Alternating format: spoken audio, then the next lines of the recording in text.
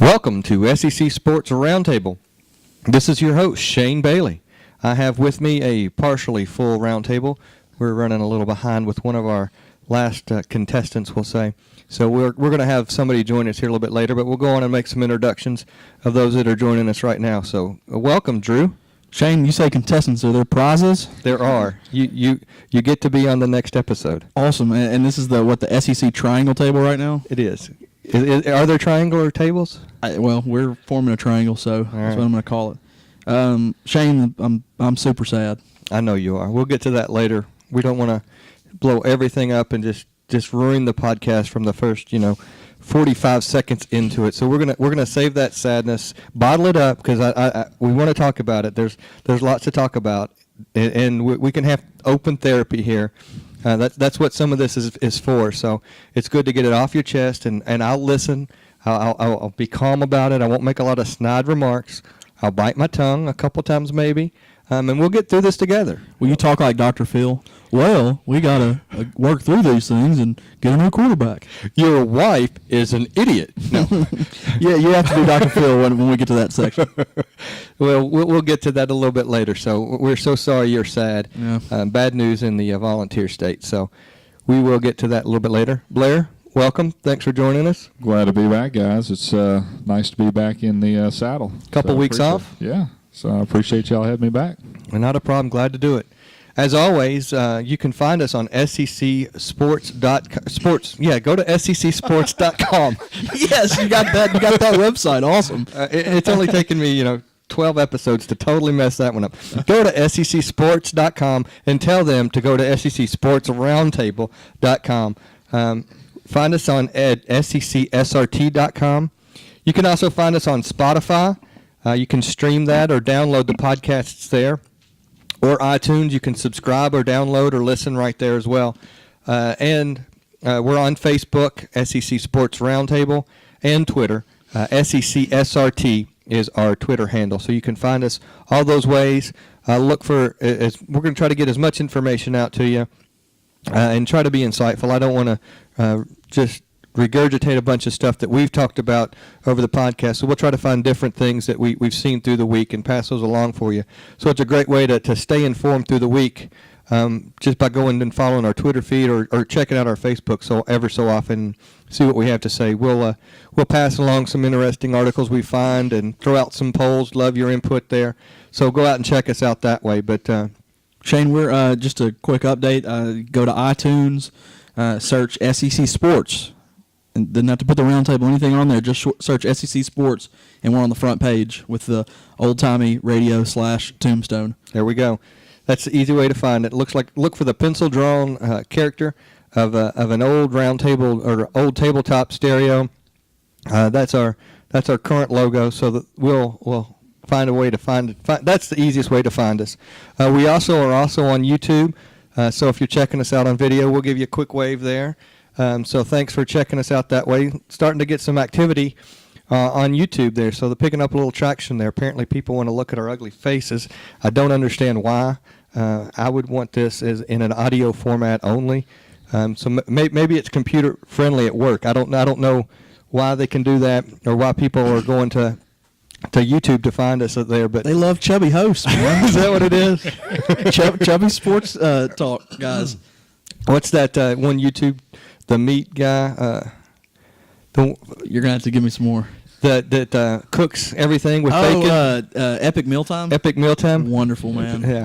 Have you seen that, Blair? I have not. It's wonderful. The guy is seriously. It's like he makes just the most unbelievable, outrageous meals. Like he uses bacon in every form, like candied bacon. He wraps all his meat in bacon. Like for Thanksgiving last year, he made pork tenderloin wrapped in. Well, no, he made a Cornish game hen and wrapped that in like a duck, and then wrapped the duck in like a chicken, and then wrapped the chicken in like a hog, and then wrapped the hog in bacon, and then cooked the whole thing, and then put like bacon sauce on it or something. It's wonderful. Yeah, gross. When we say it's to the extreme. I mean, the caloric intake on some of these 75,000 calorie meals. Holy cow. So they post how many calories they have. So by it looks like I've had some of these meals the way I like to eat. But I've got him pulled up here. I'll just find a couple of them that list the caloric intake. Slaughterhouse Christmas Special was 86,997 calories. I found one the other day I just watched. I hadn't seen it yet, and I don't see it. But it was over 100,000 calories in one single meal. So, they are epic. They are epic. Everything they cook has bacon in it. The last one I saw was a lasagna, and it was a hamburger lasagna, basically. He went to Burger King, Wendy's, McDonald's, Arby's, and got all these hamburgers and basically made a lasagna. Here I am. The audio is playing. You got the audio? Yeah. There we go. Don't want to get banned from YouTube for playing another YouTube. So can you do that? Is that legal? I don't know. I don't know what they can do. Maybe that's the next hot thing. YouTube videos. And not let you see the video. But I can't see it here. But it's we gave a worthy shout out to them. But they do not take food lightly at Epic Mealtime.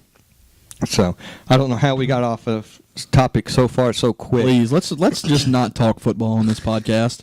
Let's talk about food, movies, whatever. You seen a movie this week? Let me just make something up. I didn't see a movie, but I'd love to say I did. No, I can't rag on Hollywood this week. Let me think about it till the end of the podcast, and I'll come up with something. All right, we'll tie this back into football. The sloppy Roethlisberger, 138,226 calories. I did see a movie, Shane. This is funny. I went to the Belcourt, and which is your more artsy flicks and not your mainstream, and saw a movie called Tucker and Dale versus Evil. Either one of y'all heard of that at all? It came out about a year ago, and it's just a total, just kind of more like the cult film, and it's just it kind of plays on those go to the woods slaughter movies. It's a wonderful movie. It's the way Hollywood should be. So, guys, I've ragged on movies. Tucker and Dale versus Evil. If you can find it at a theater near you, go to it. If not, check it out. I'm sure it'll be at Redbox soon. All right, there we go. Movie recommendations by Drew on SEC Sports Roundtable. I guarantee you'll enjoy it, or this podcast is free. And so, even if you don't enjoy it, there you go. Shane, we'll still make it free just for you. Let me switch. I'll switch to sports, but can we just talk about basketball or something? Can we kick it off with that maybe? Well, we've got 5 days from broadcast. Friday is going to be the madness, whatever madness you want to call it, Midnight Madness, Big Blue Madness for Kentucky fans. What does the state call it? Maroon Madness. Maroon Madness. First one ever. And I don't think Tennessee just doesn't practice. We're not going to practice this year. I don't know if we'll have a team. Conzo Madness? Yeah. Martin Madness. Let's switch there to baseball. Go. Some alliteration there. Y'all watch the ALCS or the NLCS, man? That's just really Martin Madness. Yeah, Conzo Martin Madness. It's riveting. We're gonna have Skylar McBee as a go-to player this year. You know what kind of year you're gonna have when you've got a white walk-on as your go-to scorer. Well, we did have a little basketball news. I think the Wooden list came out, and there were 7 players from the SEC that were named to the list. Vanderbilt had 3 of those. It's and looking on the official release on that, Vanderbilt was one of 3 schools with 3 or more players selected to the list. North Carolina and Ohio State were the other 2. 1 and 3 ranked nationally in the country. I will say that number 2 got slighted by only having 1 player named to the Wooden list. Well, you don't know. You'll have 2 or 3 guys enough to get on the list. Well, transfers, red shirt, medical red shirts, and freshmen are excluded from the list. So who did they get on there? Who? I'm sure they got no Kentucky. Vanderbilt got Festus Ezeli, Jefferson, and Jenkins. And then it's the guy the big Jeffrey Taylor. Yeah, Jeffrey Taylor. I said. Did I say him? Jefferson. Jefferson Taylor. Jefferson Taylor. I know him very well. I can call him Jefferson. No, I pulled a Shane. Kentucky's is the big post. Terrence Jones. Yeah, man, should have gone pro. And then Florida had Patrick Young. Mississippi State had DeBost. And then Alabama got JaMychal Green. So that's really some news that came out on basketball. We're really close to that, and I think if you are enjoying the SEC Sports Roundtable, we're going to try to throw a second podcast in every so often on these first few months of the basketball season, because let's face it, nobody pays a whole lot of attention to basketball unless you're a Kentucky fan. Or a Vanderbilt fan. Good grief. Yeah. I mean, you got 3 players on the wooden watch list. They're going to be good. But so to get things kicked off, I think we might try to have an extra podcast or two intermingled in here, because there's not a lot to talk about on a podcast like this where we're just kind of recapping everything. But when you want to really talk about basketball and what you've got to look forward to, there's a lot of information that we would be able to discuss, and we don't want to take the whole podcast. It'd be a 3-hour podcast if we started doing everything all included. And I know everybody loves to listen to us, but we want to give it to them in smaller doses so they can digest it, because we're going to throw out so much information. It's just they're going to be glued to their seats. Their headphones are going to be turned up. We don't want that at work, so. Well, I think we know. I mean, obviously, you've got Kentucky with the wonderful talent coming in with the freshmen, and then they've got Terrence Jones and Deron Lamb coming back. So you know what you got there, and what you know the formula they're going to use. You don't know what you've got with those freshmen. Vanderbilt is really the most well-known commodity. You've got ridiculation. You got ridiculation. You've got with Vanderbilt, they've got stability. They've got Jenkins, who's going to be just a scorer. I mean, you talk about a guy that could come in and pop 23, 24 a game in, and that doesn't happen in the SEC very often. He really stepped up last year and matured. I mean, through the whole season, he just matured. Well, the problem that you had with Vanderbilt last year is that you didn't have a point guard, and they've got that big stud Johnson, that Marshall big County. Kid, it's the kid from Indianapolis or something. Some kid from Indiana, I think, that's coming in. He's kind of from what I've actually read about him, he's more of a kind of a tough-minded kid. He's kind of a bruiser, and he's going to be very physical. And if you've watched Vanderbilt from a point guard standpoint, I mean, that fits ideally what Kevin Stallings wants to do, and that's really the missing piece that they had, because Jenkins is he's a guy that doesn't need to be bringing the ball up. Jeffrey Taylor needs to be a secondary source on that team, because he shows you flashes of where he can just take over a game, but he's a complete head case half the time. So Zealey's probably the best back to the basket player in the SEC. So he's he's going to be one of those guys, just because of his size. He's going to make he's going to play 15 years in the pros. Yeah. Well, Blair, you've stated your allegiance to Mississippi State. You're wearing a Mississippi State shirt right now. Yes. Tell us. I mean, I think that we here in Middle Tennessee know a lot about the East, but we don't know much about the West. And I would think that the cream of the crop is going to be at Mississippi State. Alabama's going to have a decent squad with Jermichael Green, but tell us what we got looking at us from. I think it's going to be Alabama and Mississippi State. I think Ole Miss is going to be a little bit better, but they're not going to be.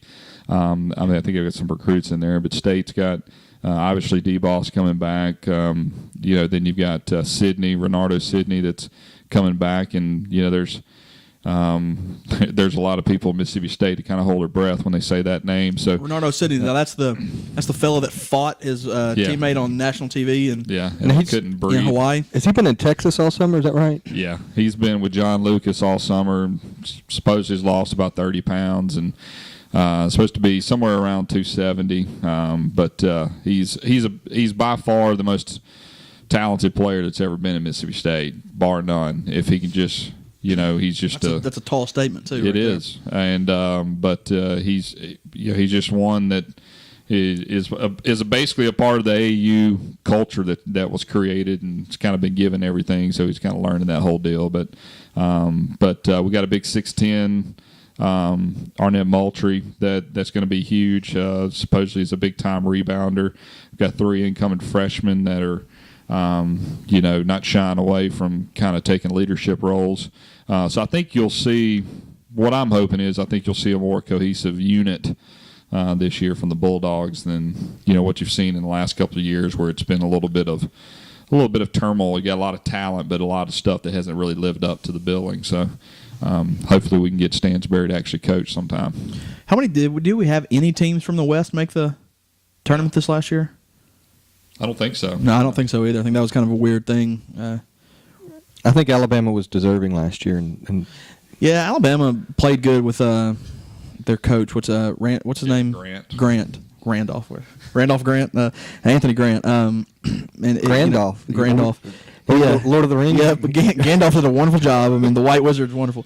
No, Grant did a great job. I thought he's an up and coming coach. I mean, it's kind of they got a home run in Saban in Alabama, and I think they did the same thing with Grant. It's kind of like Tennessee, getting a home run with Pearl, and then having barbecues. But they played good, but they lost too many games early to overcome their non-conference. Now, isn't this going to be the year where they'll actually seed 1 through 12 in the SEC tournament for the first time? Did they agree to that? I think they did. So that'll change some. Which was, I think Stansberry was the only one that voted against that because he's made a living of being. I want to buy every year.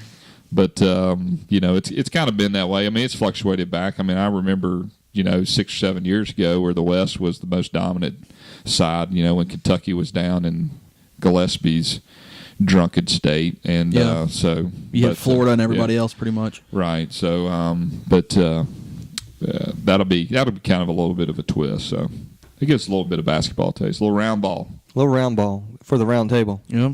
All right, so we're going to kick it back off and get to the sport that's actually playing right now in the SEC, as well as most regions of the country. So if you're not here and you're over on the West Coast and you miss us in the South, and you're still playing football over there, we just don't talk about it. We have a South Coast bias, not an East Coast bias. So we'll get into it and just start with the games of the week, and you're going to have to excuse me here, but we didn't cover what order we're going to go in, so we'll just cover. Hodgepodge chain. We're going to go, the worst performance ever by a NCAA Division I school. So we're going South Carolina, Kentucky. That's where we're going to go. Ding, ding, ding, ding. We have a winner. 54-3. I watched the majority of this game. That was a drubbing. My thoughts are, it's hard to say with the quarterback. Connor Shaw, obviously, they like the direction he put him in there. Temper your expectations. That was Kentucky. So, like to see what he does with a little more talent, more talented team. But listen to the total yards. South Carolina 639 total yards. Kentucky 96. 639 to 96. That's. I don't know that I've never seen that in the SEC. That's the second time they've held a team under 100 yards total offense. They did it to Vanderbilt, where they held them like 78 yards. And if you take Auburn, what they've done in the last 3 weeks, I mean, the defense wasn't the problem when they lost to Auburn. It was Garcia throwing all the picks. They turned it over four times or 5 times, and the defense had to score a couple. So I think the defense held them. It's just pretty crazy. But, I mean, how about Spurrier, man? Obviously, I was flipping between this game, but how about Spurrier rolling out with the center and 2 guards and the tackle split out with the wide receivers and just running it for 7 straight plays? It was unbelievable. Good luck on that formation against an LSU or an Alabama. Yeah. A team that can play real defense. Now, I will say, this is a testament to how many times how much Kentucky's defense is on the field, because you're looking at the statistics and who's leading in the nation in these different categories, and Danny is 7th in the nation in tackles, and Winston Guy is 9th. That means that not only are they're good, they're great players, don't get me wrong, but they're on the field a whole lot tackling a lot of people, because that's all they can do is just stay on the field. It's 3 and out for Kentucky. They can't sustain a drive. Well, I'll give you a good conversation I had with a buddy of mine. I'll throw it out. Thomas, buddy of mine Thomas, and I went to the sports bar to watch football this Sunday, to watch NFL, and I'm all fantasy football. I'm saying, I hope my guys catch a lot of passes, and he plays in 2 leagues, and they're both defensive leagues. So he's over there cheering for some safety I've never heard of, and that's exactly what he told me. Is he goes, Drew, it's not, you don't want it's not the Palomalus and those guys. I mean, they're good to have, but who you really want is some no-name safety on a bad team, because they're on the field all the time and they're going to get a bunch of tackles. So, yeah, I agree. If you play in a defensive college fantasy football league, look for the Kentucky Wildcats. But no, that's just ridiculous. I'll tell you something else that's crazy. Spurrier said he's going with a different quarterback. Garcia didn't see the field. He didn't throw a pass, so he yanked him and he gave Kenershaw the reins and brought in a couple backups just for mop up duty, and Garcia wasn't one of them. So I think he's sending a message right there. Yeah, no, it's not Garcia's team anymore, and Shaw came out there and got his team behind him. I think, we've talked a couple of times on this podcast about you don't have to be just the best quarterback in the world in the SEC. You have to be serviceable. You have to make good decisions and smart passes, and if you've got a good quality team and a great running back and a good defense or a great defense, and a great wide receiver. Well, yeah, that can catch anything you throw his way.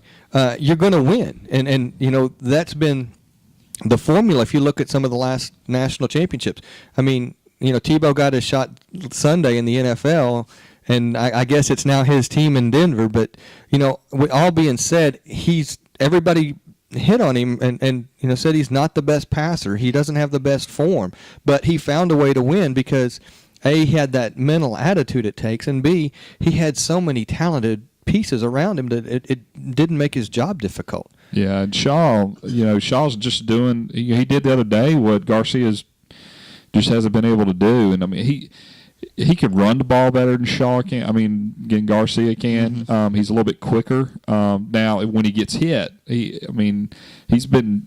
He took a shot there at the end of the game when they shouldn't have had him in there. But that's the only thing that would worry me because he does kind of pick it, pull it down and take off, and he's a little guy. I mean, he's not that big, but he made reads and he did things that he didn't do in that first game. In the first half when he, was kind of given the job at the very beginning of the year, and I'm interested to see what next week actually holds. I mean, he had great stats. He led quarterbacks in SEC. I mean, 311 yards, 4 touchdowns. Player of the week. Yeah. 26 of 39 completion. I mean, who made that call? Was it last week or 2 weeks ago? Said they were going to switch to Shaw. We broke that. Yeah, I'm pretty sure Drew Young broke that. I think a few people said, "Nah, I don't know. I think they'll give Garcia some more time." But that was announced while we were doing the podcast last week. Mm-hmm. That he was the guy. We might have broke it. Yeah, we broke it. Anybody was listening to our podcast live, which you can't do, and wasn't following anything on Twitter. If my neighbor was listening outside my window, he would have it was broken on SEC Sports Roundtable. There we go. So for late breaking news, follow us at SEC Sports Roundtable. Another come to my house and eavesdrop.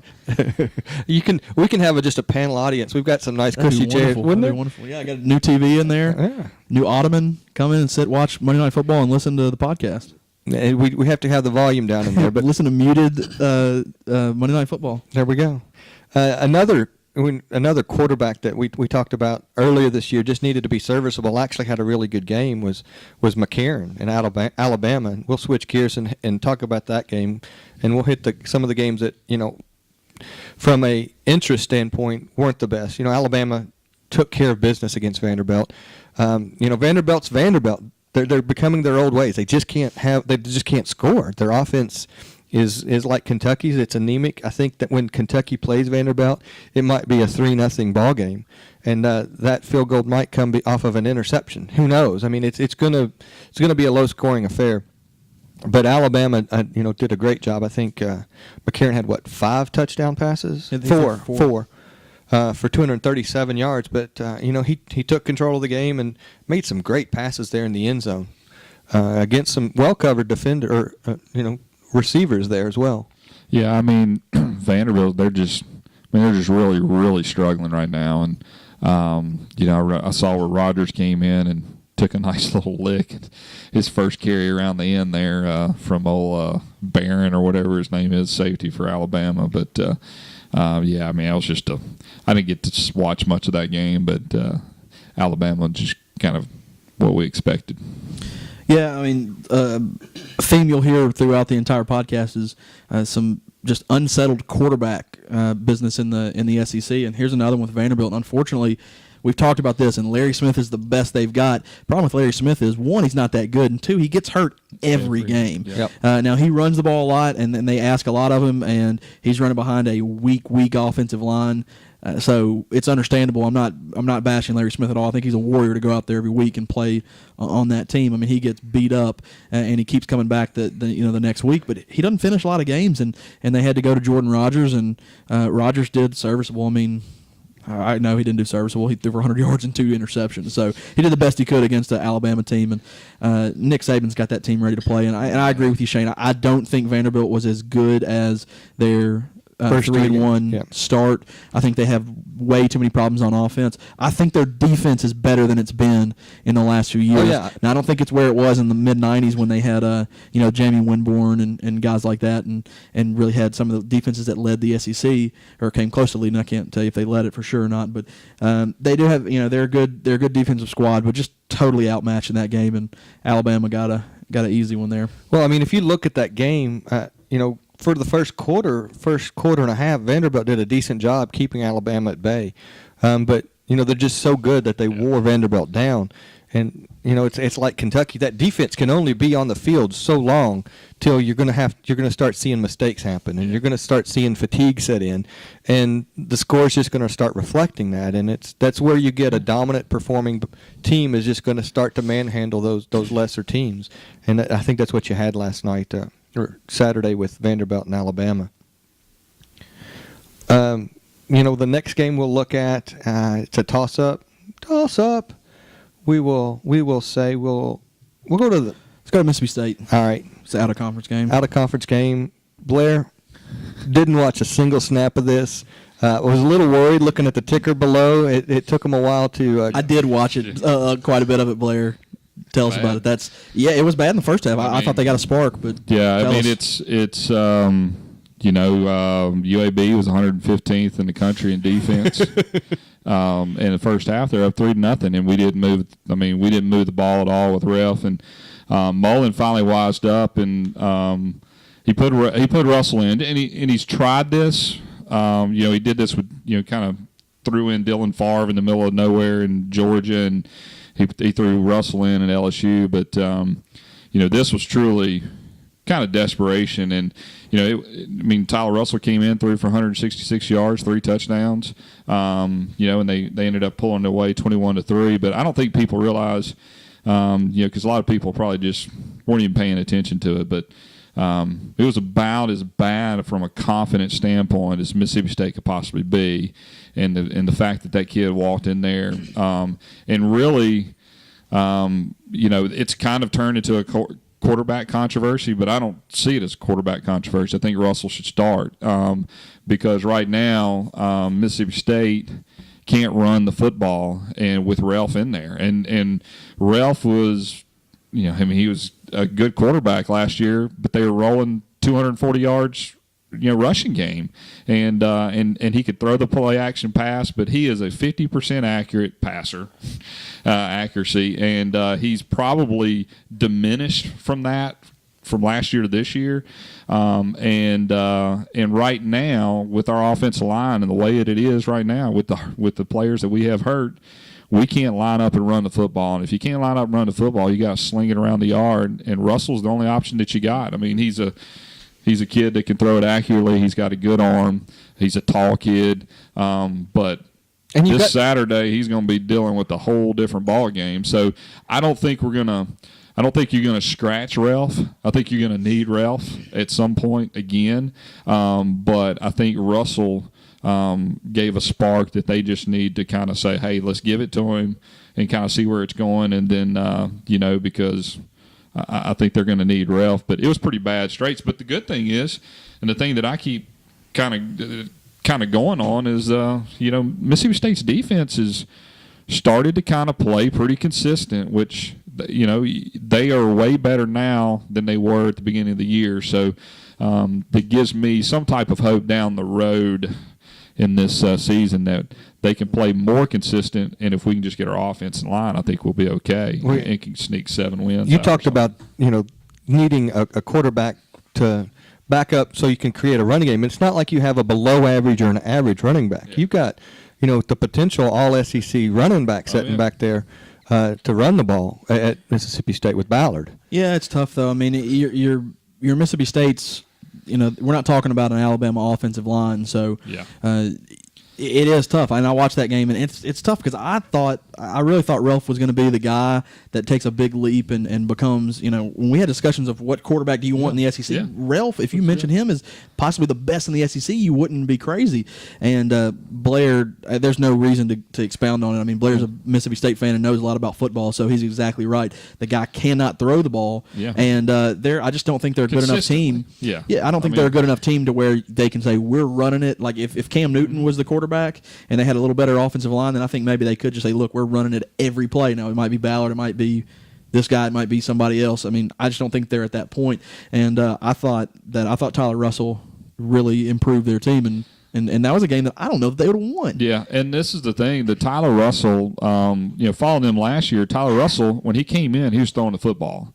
And what he found out real quick last year was, I got to learn how to do this whole offense. I got to be able to run the ball. I got to be able to run an option, and I've got to be able to, I got to be serviceable enough running the football in this offense, because if I just sit back there and pass, they're just going to tee off on him, and that's what his problem was, and that's what he's done over the last year. Is he was running the option. He snuck it up in there for 6 yards when the pitch man decided not to take him. Those little things, have made him a lot better quarterback, but he can sling it, and I mean he can flat out throw the football,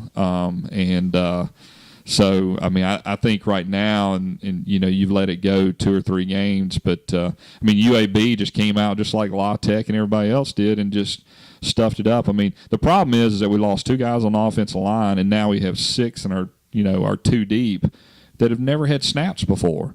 So you got 4 guys that have actually seen in your 2 deep that it's just inexperience, and so you're just going to have to work through those things. And it worked the other day, but that was against UAB. Yeah. Well, we'll go into the next game, and at the beginning of the week, I think we were all thinking it was going to be a much closer game than it turned out to be. But I think LSU just threw down the throttle and showed how good they are and how banged up Florida is starting to become. I guess that's and it's a game that had a little controversy. I think did everybody see that, and with the touchdown getting called back? No, I didn't see that. I don't know. Yeah, fake punt. Yeah, bring us up to date. Did you? Yeah, it's the Australian kicker that took off down the sidelines, and it was kind of interesting because it was supposed to be an egregious call, but it was. I think it's a good spot for it to be called, so everybody across the nation can go, hey, you remember this rule, and let's make sure we don't do this, and let me make sure the punters don't do this. They probably weren't in those meetings. But it's a stupid rule. Do they not need to go over what egregious means to officials? Yeah. I mean, but if you're an official, it's just you got to make the call or not, and I mean, how do you determine what's egregious and what's not? I mean, it's too much play in that. The goal is with officials is to make things, objective and not subjective. And here's a rule that you put in there where they have to make a split, spur of the moment decision. Was he really trying to show them up, or was he excited? It's a bad rule in my opinion. Yeah, it is.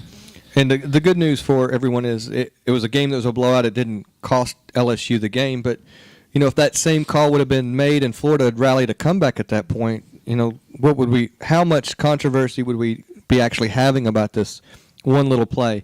It's going to get tucked away and it's going to be forgotten about in a week or two, only because LSU handled business and really controlled the game from the very beginning snap, and the game was never at issue. But if this came down to cause an issue with the win or loss of a game, there's a whole other level of controversy from this one call. Have they said when Brantley's going to be back, or had they had any type of notice whatsoever?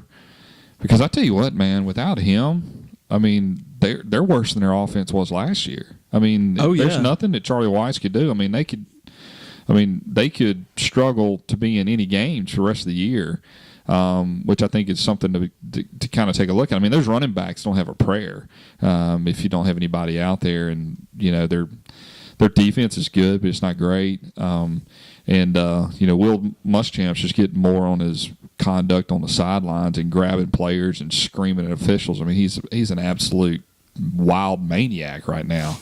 I mean, if I'm in Florida right now, it's it's not looking pretty good right now.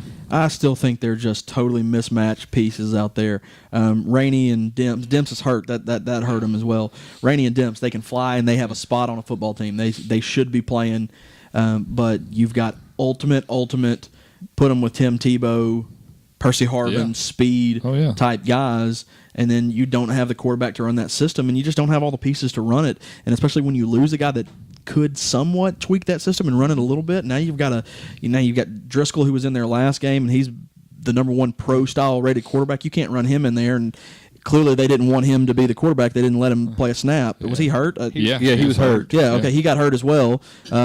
So they're on their third string quarterback. Third string started the game. Yeah. So I mean, I think it's tough. I mean, I don't think they're in the same league as LSU or in Alabama.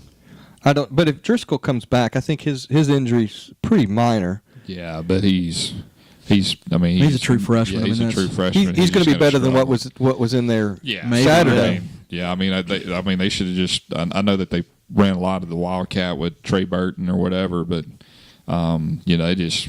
It was, and it's also LSU, so you really can't get a good gauge off of it. But so it's going to be interesting to watch that because.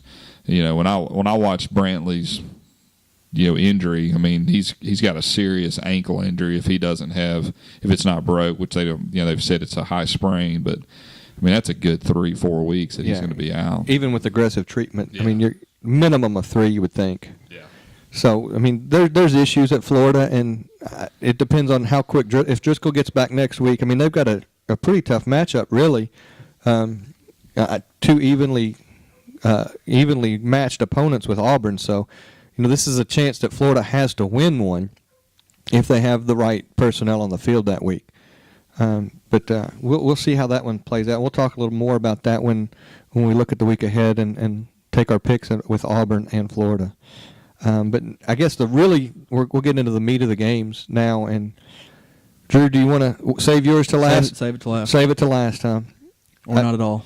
Yeah, go Auburn. Just skip. We just skip that game altogether. Is that what you want to do? No, we're waiting on another host. I think he's going to be here any minute now, and I need reinforcement from a Tennessee fan. We get that one. So let's go to the Auburn Arkansas game. You need support. Is that what it is? Exactly. Okay. Remember, you got to be Dr. Phil. Arkansas taking it to Auburn. Arkansas, they've been my team to beat in the West. When we made our picks at the beginning of the season. I picked Arkansas only because everybody had Alabama as a favorite and LSU. I went out on a limb. I believe you can go back and check the podcast at iTunes to verify I'm right or wrong, but I'm pretty sure I went with Arkansas there as my sleeper because they just have so many weapons. And aside from the Alabama loss, they've turned it around. They came from back. They stuck it out and beat Texas A&M. And beat a pretty good Auburn team. Auburn has surprised me more than any team in the SEC at how well they've been able to play with the pieces that they had that left last year. I thought they were decimated. I wasn't expecting them to be able to have a team that's competitive, much less win some of the games they have. And Arkansas really pushed it to them and expanded that lead. Coming there again, like we said earlier. Wore down that defense and really started spreading out the points in the third and the fourth quarter. Yeah, Arkansas, they're clearly right now, I think, the third or fourth. I think they're right now ahead of South Carolina, in the SEC. The problem is they're not in the league of LSU and Alabama. They can't run the ball against them. But they can run the ball against Auburn. All you got to do is pitch it out to the corner, let the dude go 92 yards to the house. They can play. When they're on offensively, they can play, and they got a good enough defense. But when they get matched up on a legit defense of LSU and Alabama, they can't run the ball, and they put them one-dimensional, and they make mistakes. But Auburn. Auburn's given up the stuff. They've just given up yards and yards. My goodness. You look at Mississippi State right now. Auburn, they ran up and down the field on Auburn, and now they can't even run on anybody now. So, the only one that Auburn really kind of came and played was South Carolina, and it was a turnover fest that kept them in the game. So, Arkansas, they came back out, and that's 2 big wins right in a row. I mean, Texas A&M and knocking off Auburn. I mean, it's going to put them back there to make a bid for a pretty good bowl. Well, they're knocking on the door of the top 10 in the the polls this week, and I think they got a little revenge off of a great punt by Auburn in the third quarter, then turn around. Joe Adams was not able to make a return, and then the very next play from scrimmage, 92 yards. Yeah, and he hurdled the guy, and then just it was jets, man. Oh, I know. And then he slowed down at the end to lay the ball down at the end zone, and the guys were still 10 yards behind him. And that the stats on that was that's the longest run in the SEC this season, and the fourth longest, I think, the third longest in the NCAA this season. So props to him. And he's got some wheels. Oh, he's got more than wheels. He can fly. Yeah, I think it's you look at the top 2 teams, and I'm gonna go ahead and show you. I might write a blog about this, but I'll give you a preview. I think you've got the cream of the crop. You got LSU and Alabama. Right up there. I think you got a second tier that I'll go ahead and put Arkansas in for sure. I think there might even be a sub tier to that, and right below it would be like a South Carolina, and I'd probably put a Georgia in there. Yeah. And then below that you've got like your Florida and your Auburn. I don't think I might be missing somebody, but I don't think I am. Then your next tier, you're probably looking at your Tennessee and Mississippi State. That's a little bit better than that bottom tier, but they really can't play with the other teams. And then you've got your the cellar. Then you've got your Vanderbilt, Kentucky, and Ole Miss, kind of in the bottom there. And I think it's just a case of Arkansas. Just they have an identity. They've got an offense. They have a quarterback. I listed every team here. Vanderbilt, quarterback problems. Tennessee, quarterback problems. South Carolina, quarterback problems. Florida, quarterback problems. Kentucky, they don't really. They shouldn't have a quarterback problem because their other guy is no good, but the problem is their first guy is no good. LSU starting to, I think I don't think there should be a quarterback controversy there, but there's talk. There sure is one because there's talk of it. Jordan Jefferson coming out saying he thinks he should be the starter. So that's something to put a star by. Mississippi State quarterback problem. Ole Miss, they've had instability at quarterback. I'd say that Auburn quarterback instability. Go back to the LSU issue though. I'd say that would be an issue with any team in the SEC except for LSU because of Les Miles. I think he finds a way to handle that stuff. And I think he'll get rid of it. I don't think there's going to be a controversy. I don't know about that. I'm gonna keep my watch on that. But I think that the whole point is Arkansas is one of really 4 teams. If you want to take LSU off that, Georgia, Alabama, LSU, and Arkansas. There's there's 4 of your top 5 teams, and they're the ones with stability at quarterback. And they've got somebody to rely on. They've got receivers, and when you have receivers and a quarterback like that, it really doesn't matter if you've got somebody. This is the SEC. You're going to have somebody that can run the ball, and I think they just outclassed Auburn, honestly, and I think that's it's a win they needed to have, and it's a good win for them. It's a great win for them, and I'm going to stick with it. I'm going to say that Arkansas has got a chance. There's some pieces that still have to fall in that crazy puzzle. November 5th, everybody's got that date scheduled and circled when Alabama plays LSU. And if LSU can beat Alabama and Arkansas plays LSU the very last game of the season and they beat them, it goes to a 3-way tie. And LSU's crazy enough to lose a game like that. LSU's going to lose this week. Tennessee, I think. Yeah. Anyways, if you think they could lose to Tennessee, I know that Arkansas has a shot. Sure. So looking at the West, I still think it's wide open. Yeah, do I not? If they played 7 times, would Alabama or LSU beat Arkansas 6 of them? Yes. But there's that one time, and that's why they play these games, and that's why it's a crazy week every Saturday in the SEC because you never know what happens. You don't know. A crazy turnover off a tipped ball could be the difference in a ball game, and you can't control those things. And Arkansas is good enough to be able to hang in there. They need a couple of breaks and things to fall their way, but I still, November 5th might blow it out of the water for me, and these predictions of mine are for naught. But we'll see what happens November 5th and see if LSU can come into. They go to Tuscaloosa, right? Or is it in Baton Rouge? It's Tuscaloosa. So they're going to Tuscaloosa. If they can go in, it's going to be a night game. Boy, wouldn't you love to have a night game, Baton Rouge, Alabama coming in, though? That'd be crazy. But it's not. It's going to. I guarantee it'll be at 2:30. Oh, yeah. CBS will take that. Yeah. Because unless CBS does a doubleheader again Yeah. and puts them on late. But it might even be scheduled. I don't have that pulled up. But we'll see what happens that week and see what goes out and comes from that. But I'm not going to count Arkansas out of the mix in the West yet because mathematically they're not eliminated.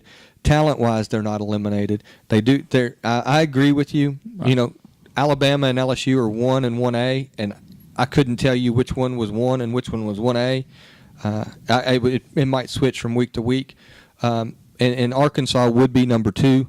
But that doesn't mean that they could not, on any given Saturday, be able to beat one of those teams. Well, I mean, we're still real early in the season, and you know, I could see where all 3 of them end up with the one early, but halfway through. Yeah, I mean, it's still you're kind of getting into the meat of it, but I mean, I could see where LSU and Alabama have a loss. You know, before they actually get through. I mean, LSU could end up with 2 losses. They could lose to Alabama and Arkansas. So, I mean, it's. Well, now we're going to talk BCS discussion. Then is that going to open the door for a Boise State or an Oklahoma, and leave one of those 2 teams out of the championship game? It will a one-loss Georgia SEC keeps team. winning. I think you're in trouble with I think Oklahoma's a strong team. I think Wisconsin's a really strong team as well. I don't think a one-loss SEC team doesn't make it in over an undefeated Oklahoma or Wisconsin. I do think they have a good shot of making it in over a Boise State. But no, I think Oklahoma's too strong, and Wisconsin's having a wonderful year as well, and they've got a great team. So you think a one-loss team could realistically not be playing for the championship? Well, of course. I think that's the whole point. And this is crazy. This is we're here in the SEC where we think ours is the best, and I agree. I think that the SEC is the best football, but I don't think unless it's coming from the Big East, I don't think there's any BCS conference that an undefeated team doesn't get in over a one-loss team from the SEC. And that's the problem with the BCS when we're talking about, because now you're talking, Shane, you want to talk about playing for the little guy, and we did everything we could, and we still can't win a national championship. When the big guy does everything they could and doesn't get a chance because of a one-loss team, then I think that's a problem with the BCS. So no, I think if you've got 2 undefeated teams in the BCS conferences, and the SEC has 2 one-loss teams, then the SEC's they're not going to get to play for it this year. Mm-hmm. That's going to be crazy. Because I think everybody agrees that LSU and Alabama are the best 2 teams in the nation. Yeah, I agree. Yeah. All right. Well, I think we've waited for your support as long as we can. Bring it on, man. So Georgia went up to Knoxville this week. I think there's some bad news for the Volunteer Nation. Tyler Bray's out 6 weeks. Now, I think originally I saw on Twitter it was going to be 4, but now everywhere I read it's going to be 6 weeks. Yeah, I mean, it's a fractured thumb, so who knows? A couple places, too. Yeah, I mean, it just totally depends on how quickly it heals and if he can grip a football. The bad thing is and there's a lot of positions that can play football with a broken thumb. Unfortunately, a quarterback on your throwing hand is not one of them. So kick us off, Drew. I don't know what to tell you, man. I read on a Tennessee message board, somebody said that Fulmer sold his soul to the devil in '98 for that national championship. If you remember back, I mean, Tennessee had about 10 things go their way to win that game, to win the national championship season, and it's been crap for the Vols since. And you tell me any other team in the nation that can lose their 3 best players at some point in the season. Jansen Jackson deciding he likes dope more than football, that hurts. Yeah. And I can corroborate anything that happened in the game to the loss of a certain player. You think that Georgia could go, I don't think Georgia could go deep on Tennessee the way they did if you've got a all-SEC safety in the middle of the field. That's going to change things up a little bit. Plus, it's going to allow you to blitz, which Tennessee could never do and never got pressure on Murray. You got Justin Hunter. You lose a guy that can stretch the field. That makes all the receivers worse. That takes an inept running game and makes it even worse where you can – you don't have to worry about that safety deep against Tennessee right now because you've got a guy like Zach Rogers playing that role. And, hell, I'd rather have Blair out there playing receiver than Zach Rogers just because I know him at least and cheer for him. And then you lose. And I'm telling you this. And Rogers, huh? Yeah, I don't like him. And y'all can say what you want about Tyler Bray. I don't think he had a great game. But the man had thrown for 251 yards and had not thrown a bad pass into coverage. The only ball that could have been intercepted really was that one where he threw it right at the very end where it fluttered on him when he had the broken thumb. So I thought he was playing a very managed game. Tennessee did not make adjustments at halftime to win that game. I'm not saying that if Bray hadn't got hurt, they would have won because clearly there was a few minutes left. But it's a devastating loss. I still don't know if it's as big of a loss in my opinion as a Justin Hunter, but it hurts. It's just who cares? I don't even want to watch football anymore. I was at least hoping for Bray to have just some crazy stats this year. Well, the thing about it is I think Tennessee, we all talked at the beginning of the year that Tennessee's defense was going to be a weak, was going to be a weak deal, and it showed up in Georgia. If Bray doesn't get hurt, they still don't win that ball game. I don't think. I think it was out of their hands at that point. They had a little bit of a shot there if they could have scored right quick. Yeah, but that same drive, Sims scored. Yeah, he got the score for him, and then they kicked an onside kick and didn't get it. So, unless Bray would have thrown a touchdown right away, and maybe they could use him. Onside kick ever, by the way, too. Oh God, yeah. Moron go 8 yards out of freaking bounds. That was the same guy. And here's what's awesome, man, is I don't understand how can. I get that scouting a player is difficult, but of all positions, kicker should be the one you don't miss on. You kick the same football. I know they use a T on kickoffs on field goals in high school. It should be the same. I should be able. I should be able to go out there. I've never scouted a day in my life, and I should be able to go. Yeah, this guy kicks it 70 yards out of the back of the end zone. This guy can hit field goals.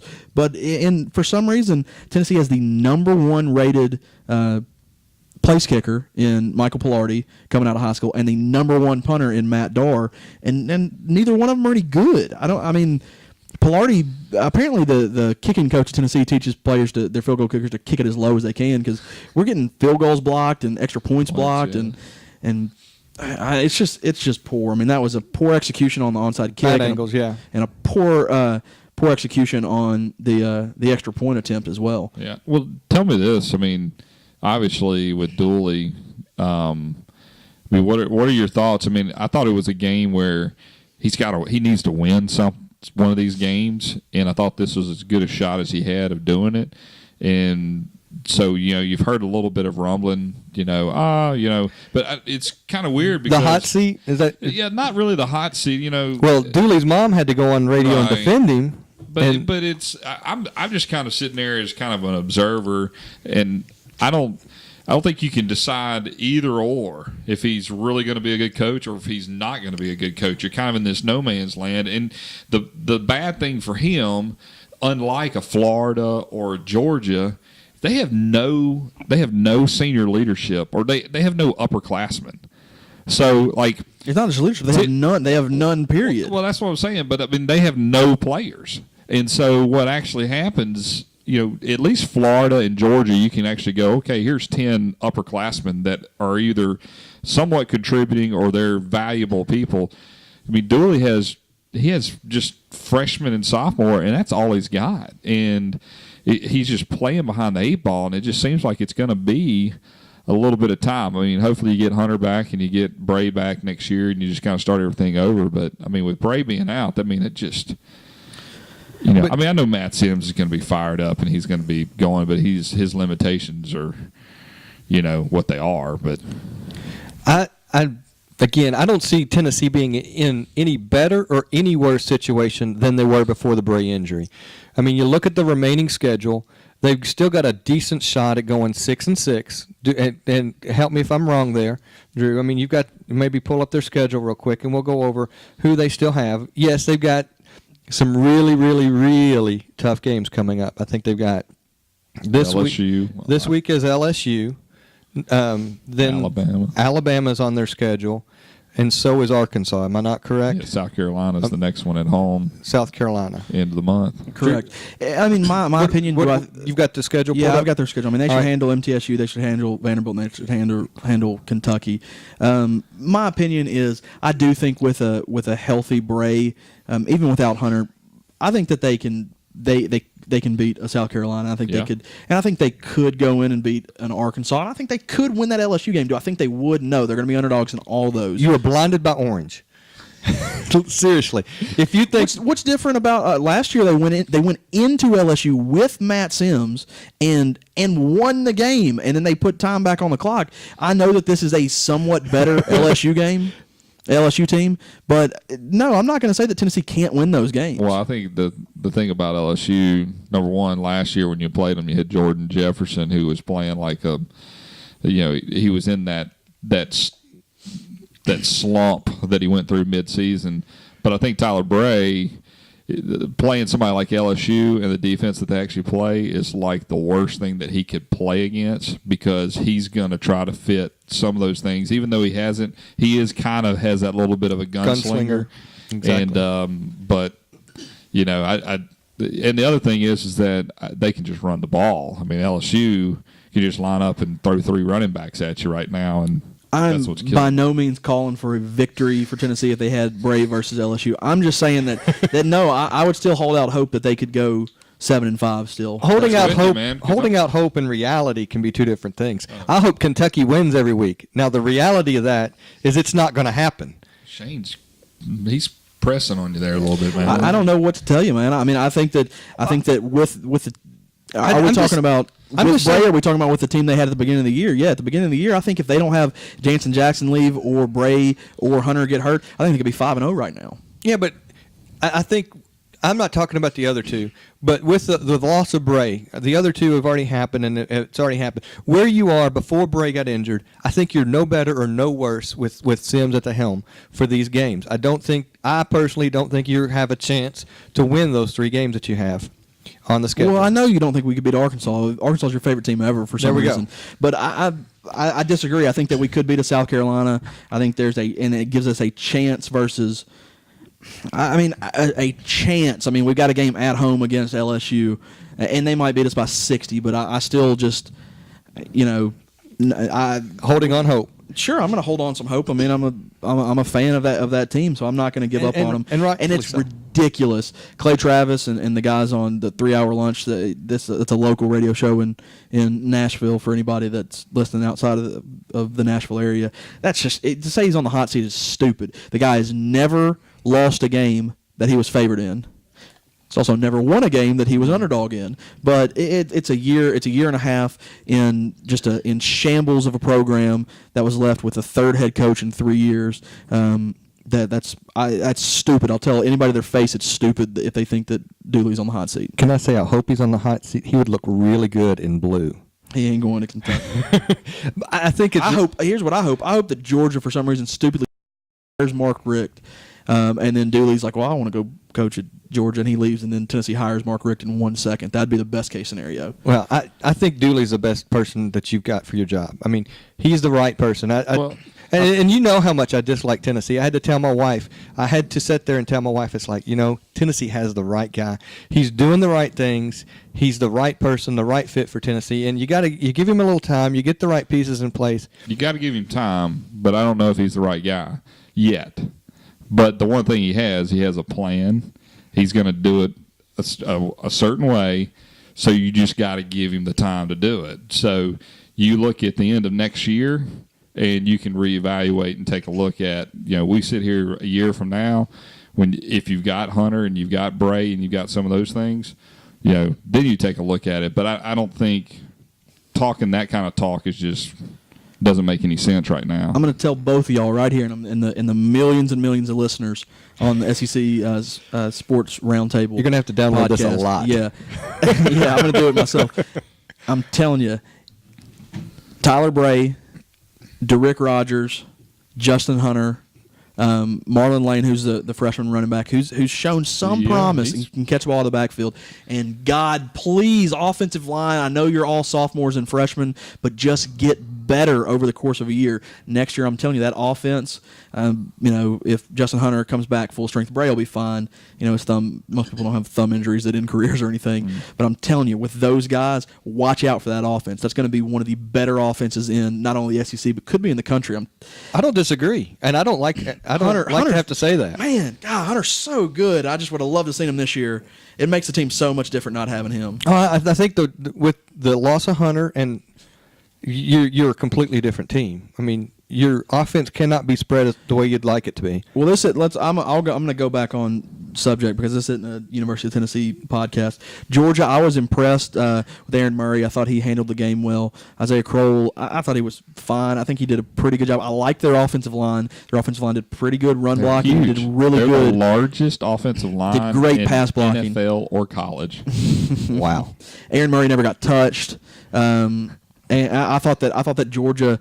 And their D's good, man. I thought they could have won the. They made adjustments at halftime. I thought they just got in control of the game and they just decided to go ahead and win it. And then the refs tried to. I thought there were some bad calls at the beginning of the game with the pass interference, but they tried to even it out with the. If anybody watched the 3rd and 57, that was just wonderful. They had a 3rd and 57. Yeah, I did see that, and didn't get it. They ran the ball, but no, Georgia. I think Georgia has. It's tough. I don't think they've played that tough schedule, and unfortunately they don't get another tough one besides Florida. And Florida's in shambles right now. So. Yeah, but I still think that'll be a good test for them, and we'll see. And I think South Carolina's the better team, but I think just because of the schedule, Georgia might just go ahead and win the East. But yeah, I think Georgia played a good game and they deserve to win that game. I mean, it was awesome. It was awesome when Mark Richt got Gatorade thrown on him. Congratulations on your 100th win, loser. This is coming from a man that wanted him as his coach. 3 minutes. I don't ago. like him. I'm done with him now too. All right.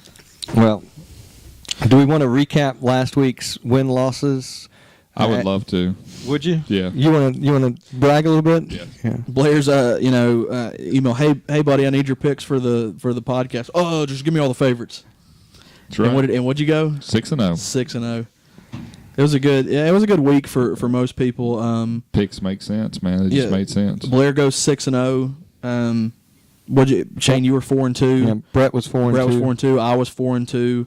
Trent was 4-2. Guest picker was 4-2. 5-1, wasn't he? Or was it? I thought he was 4-2. He won LSU, won South Carolina, won Georgia, won Arkansas, Mississippi State. Yeah, he was 5-1. Picked Vandu. Apparently Vandu yeah. was the pick there.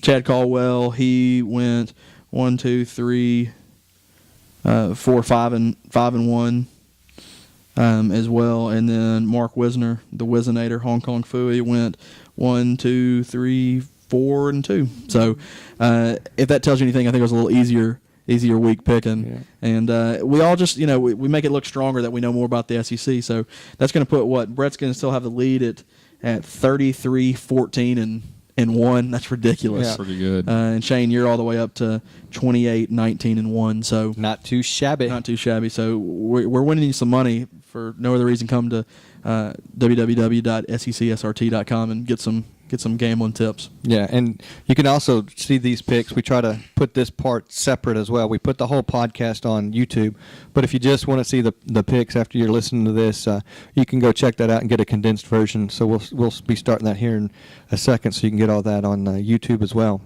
Let's jump on it. I'll kick us off here. I'm going to go in a little different order than what you have here because I'm going with, I think, the early games to the late games. I could be wrong. This is just the order that Danny Sheridan had them on there. All right, we've got the University of Georgia playing at Vanderbilt here in the Music City. We've got Georgia as a 12.5-point favorite. I believe that is a 6 o'clock game. Is that a 6 o'clock game? It was just the order that I saw it written in. So. Yeah. Sorry, not to interject there. Either way, Blair, kick us off. Georgia at Vandy, 12.5 points. I tell you what, I'm going to take Georgia. I'm going to take the 12.5. Vandy just doesn't have any offense. They'll be playing at home. It'll be kind of a juiced up crowd. If it's not night game at Vanderbilt. That's right. I mean, Dud's going to be rocking, man. They're going to have 24,000 there. Got that high pressure sitting over, so it's going to be good weather. So all the oldies will get out and won't have to worry about inclement weather. It's going to be a cool night. It's going to be like a high 70s here in Nashville. It'll be nice. Yeah, it'd be nice football weather for Georgia to roll up at least 13 on them. All right. Blair, I'm gonna agree with you, man. I like that it's under 2 touchdowns. I was impressed by what I saw with Georgia, and I have not been impressed by what I've seen with Vanderbilt. So I'm going to go Georgia laying the 12.5. Shaner? I am going to have to say I agree. Is that all you got? That's all I got. I mean, I've already interjected and cut Blair off a couple times through that. Night game at Vanderbilt. Yeah. They're so tough at home at night. So, but I think Georgia's going to. Who you with? That's what Jay said last week in his introduction. That's their war cry there. All right, I'll go to the next game. I've got Alabama at Ole Miss. Alabama laying the 24.5. That's a lot of points for a home team, but until they prove me wrong, I'm going to keep taking Alabama. I think they too much offense, too much defense for Ole Miss. I'll take Bama laying the 24.5. Same. I mean, Ole Miss has shown they can score a little better than some of the teams that Alabama has played that haven't put up a lot of points. Kentucky being one of them. But Ole Miss still has trouble scoring. I think they had a little issue scoring a few points at Fresno, but they took care of that when they went out west. They've had a week to plan, but it's Alabama, and this game is at Oxford. Is that right? Yeah, it's at Oxford. Correct. But I still don't think. I think this is a game where you're going to start seeing more rumblings coming from Ole Miss after Saturday that Houston needs to be out and there needs to be a change, just because they don't have the weapons that it's going to take to compete in the SEC West. And I'm going to take, even with that number of points, they did 29 was the spread last week against Vanderbilt. They threw up 34 and left them to 0. And I think Vanderbilt's defense is a little bit better than Ole Miss, so I'm gonna take that and take the points. I'm going to take the 24.5 too. I don't always like to take Ole Miss anyway. So, but I think they did go out and get a little bit of confidence at Fresno State with Mackey at quarterback. But he's kind of a shifty quarterback. He's going to throw up some balls, and I think Alabama.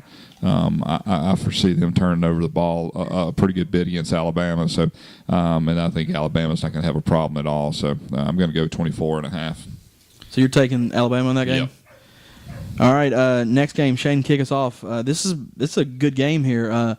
Auburn at home against the Florida Gators. Auburn only laying 1 point to the Gators. This game, I think, originally was a pick'em, is where it started out Sunday when the lines first came out. It's moved a little bit, and it's a toss-up. I mean, it's early in the week, and it's going to be tough to tell who's going to be quarterbacking at Florida. I think that might take a little bit and have a little play into it. I feel like Florida's going to have the stronger team, even without the quarterback issues that we've talked about earlier. For some reason, I feel like Florida's got a good chance to go between the hedges there and take that game. So I'm going to take Florida. Okay. Is it in Florida, you said, or is it at Auburn? At Auburn. Man, this is a tough one. I'm going to take Auburn in the one, just because Florida's uncertainty at quarterback. I don't have a clue, and I think with it being a home game, it is truly a pick'em. So I'm just going to go with Auburn. I think Florida's defense comes to play a little bit in this game. I'm going to take Florida. I don't like their quarterback situation, but I see a game more kind of like that South Carolina Auburn game where it's kind of back and forth, no big plays, and I think that Florida's got the playmakers to squeak a couple touchdowns out and win that game. So I'm taking Florida in the game against Auburn. Next game, we've got LSU coming to Neyland Stadium. LSU 15.5-point favorites over the Big Orange. Blair? I'm going to take LSU. That's a pretty good bit of points, but obviously with Bray out, until LSU proves me anything different, I think they can line up and run the football. And, they got those three wideouts that they can kind of sling it around. And and of course, that defense, what they've actually done. So I'm going to take the 15. I'm taking Tennessee. I think they got a chance to win this game outright. Like I said earlier, I'm still take the Big Orange. I think 15.5 is too many in Neyland Stadium. I think they get a late score to cover that one. Go Big Orange. I'm going to take LSU. You're surprised, aren't you? Not very. Yeah. Well, I like I said earlier, I don't think that there's any difference between Sims or Bray in this game. Whoever you can insert either one of those quarterbacks, and they're going to do a serviceable job. But it's LSU, and it's their defense. They're just too strong right now. And like you said with Alabama, you're going to keep going with them until they prove you wrong, and I'm going to have to do the same with LSU. I got you. Last one, and I'll kick it off. Is this game in state or is it? Yeah, it's got to I'll be there. All right, we got South Carolina -3.5 at Mississippi State. Sorry, Blair. They didn't show me enough. I think South Carolina wins this game. I think it's close, but I think they're going to cover. So I'm going to take South Carolina laying the 3.5. I think they've got too much on defense for Mississippi State to score a lot, and I think that South Carolina can get a few touchdowns on Mississippi State's defense. I'm going to take South Carolina as well, and for some of the same reasons. I think Connor Shaw is proven that he's the quarterback. I think they started clicking a little better. I mean, yes, it was Kentucky, and they ran the score up on us, but they were doing things right, and what a great game to build your confidence is to come in and play against Kentucky and their defense. But Mississippi State struggled the first half. They only, they were scoreless in the first half against UAB, and actually going into half, UAB had the lead 3-0. So, I'm a little worried that Mississippi State's in some sort of spiral. 2 weeks ago we talked about this is a great confidence game for Mississippi State. Excuse me, to go into UAB. To go in, to be the visitor, to go into UAB, it'd be a great confidence game, and it didn't happen. And that's what they really needed, was a good confidence game from there, and they did not have that. So I don't think that's going to carry over well for them, and I'm going to take South Carolina as well. I'm actually gonna take South Carolina because I'm just gonna go with my favorites again because I had such a good week. But I would not be surprised to see Mississippi State win the ball game, and there's a couple of reasons why. I do think that they actually did gain quite a bit of confidence in the second half against UAB, even though it's UAB with kind of an infusion of a new quarterback. So I'm interested to see how that's going to be. Mullins kind of shut the quarterbacks off for the week, and he's kind of holding out his, his last release of who's actually going to start until game time. But there's a key stat in this game that you guys need to take care of and take a look at it. South Carolina has been prone to turn over the ball, even Connor Shaw. When Mississippi State wins a turnover battle under Dan Mullen, they're 15-0. So we've got two corners. One's got 11 picks in his career, one's got 9, and they've taken 6 back to the house. So our defense is playing a lot better. They give up yards, but they haven't been giving up as many points. So they kind of play that whole bend and don't break. But last couple of weeks they've come up with plays when they needed to come up with some plays. And so I'll be interested. But I think South Carolina, if I see this kind of playing out, if they win the ball game, they're going to win it more than 3.5. I think they'll win it by a touchdown, and it could be something at the end. But if State can hold on to the ball and South Carolina gets fumble happy again, who knows? I could see it definitely happening.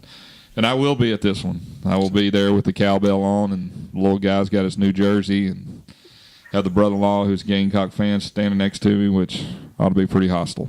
So we're going to have some picks coming out from Starkville. Right. So we had an addition to the banner this week for those that regularly visit SECSRT.com. We got a great pick up from Neyland Stadium. I need to get working on my enunciation. Susie Seashells. See, I can't even Sally. See, you're wrong on the person. It's Sally, man. Sally. She's the one that sells seashells by the seashore. All right, so I need to work on that between this week and next week, and I'll have to write that down because apparently I don't even know how it goes. I don't know what the hell Susie does. So. I don't either. She's not that good, apparently. Yeah. Well, that's all our games, Shaner. All right. Well, as we always do, we close it out. We'll throw it around the round table here with any closing comments, football, non-football. It's open mic at that point. And Blair, we'll let you kick it off this week. Anything you want to throw out there as we end this up? I'm excited about going this weekend. I haven't been to a SEC football game this year, so get a chance to go down and see a bunch of family and tailgate. I think we got 11:21 kickoff, so we do a little brunch stuff in the morning, a little extra in the afternoon, and see if we can't come away with the victory. Drew? Throw out my Twitter real quick, at DrewYoung20. Man, I don't know what to say. It was a poor football weekend. Vols lost, Bragon lost flag football by 1 point Titans suck. On a touchdown. My team gave up a touchdown with like 20 seconds left, and then they got the conversion. Titans got obliterated. Lost all my fantasy football, which is 4 different leagues. It was a bad weekend, man. But I'm gonna hopefully watch the end of this Monday night game, and maybe I can squeak out a victory in one of my fantasy leagues and salvage something. Crappy weekend. I'm ready for next week. I snuck a peek. It's not looking good right now. I know. I was job at best, an 88-yard touchdown run. That doesn't help when you're playing against them. Yeah. So sorry about that. Yeah. I saw some interesting statistics about SEC and some of the games, and I'll just throw those out there. If you like numbers, great. If you don't, I'm sorry. I waited to the end to throw these out there, but they're non-relevant really as far as actual meaningful statistics as far as game sense. But in the 40 SEC home games this season, total attendance is over 3,100,000. That's an average of 77,617 fans a game. As far as capacity, that's 95%. So, that's almost every game being a sellout. And you got teams like Kentucky, Vanderbilt, and Ole Miss that are having trouble winning, and you're still getting those kind of numbers. So it's a testament to how strong football is in the SEC on a weekly basis. So I think that's my stat here. If you look at the 5-week average, the average capacity of the 5 games was at 99.68%. So some fandom right there. So we love our and college. Vandy weighing that down with about 80% capacity. There we go. Thank goodness Vanderbilt Stadium's not that big. Yeah. But that's just testament of how strong SEC football is in the South, and how much we love going to the games, and how much fun the experience is. No matter what side of the team you're rooting for it's just fun to watch football. Blair, I think Drew threw in his Twitter account. You want to throw yours out there real quick before we wrap up? At Blair Smiley, Smyly. And I'm at P. Shane Bailey. Again, those are our personal Twitter accounts. You're welcome to follow us personally. Our Twitter for the SEC Sports Roundtable is SECSRT, and I think I threw some information out on Twitter earlier today. So if you were out there checking our Twitter stream, you would have saw that. But that's going to do it for another week in the Roundtable, and we're going to call it a night. Thanks, guys, for listening.